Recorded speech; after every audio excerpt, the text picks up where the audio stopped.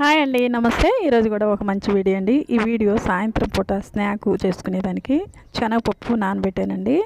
అయితే ఇది రెండు గంటల క్రితమే నానబెట్టాను. 3 గంటలప్పుడు నానబెట్టాను. అయితే ఇప్పుడు 5, 6 అవుతుంది, టైం అయితే చూడలేదు. ఇంకా తర్వాత ఇది ఒక 2 గంటలైనా నానితే సరిపోద్దండి. నానినాక మనం ఇలా మిక్సీ పట్టేసుకోవాలి. చక్కగా మిక్సీ పట్టేసేసుకుని పిండి చేసేసుకోవాలి మొత్తం. అయితే మరి అంత మెత్తగా పడలేదండి, కొంచెం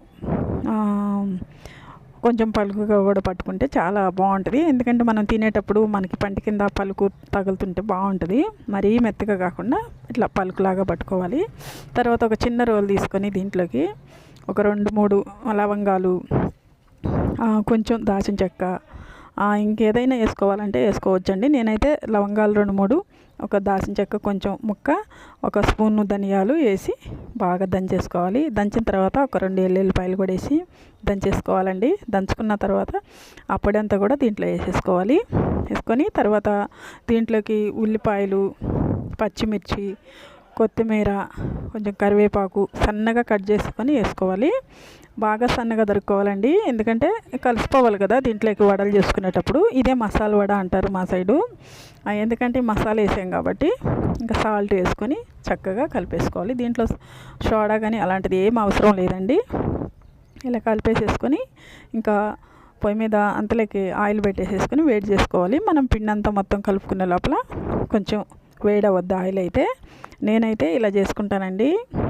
మసాలాలు, ఈ మసాలా వడ చాలామందికి తెలియదు ఇక్కడ. నేను తెలియని వాళ్ళు ఉంటే చూస్తారని చేసి చూపిస్తున్నాను వీడియో.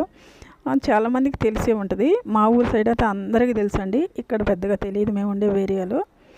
ఇక్కడ ఇట్లా తీసుకొని చేత్తోనే ఇట్లా ఒత్తేసుకొని ఆయిల్లో వేసేసుకొని బాగా వేగించుకోవాలి. ఇలా వేగించుకున్న తర్వాత మంచిగా కొంచెం ఎర్రగా కాల్చుకొని తీసుకోవాలండి. చాలా బాగుంటాయి, అన్నీ టేస్ట్గా ఉంటాయి. ఏమీ లేకపోయినా కూడా తినేయచ్చు, మనం అన్నీ వేసాం కాబట్టి చాలా రుచిగా చాలా బాగుంటాయి.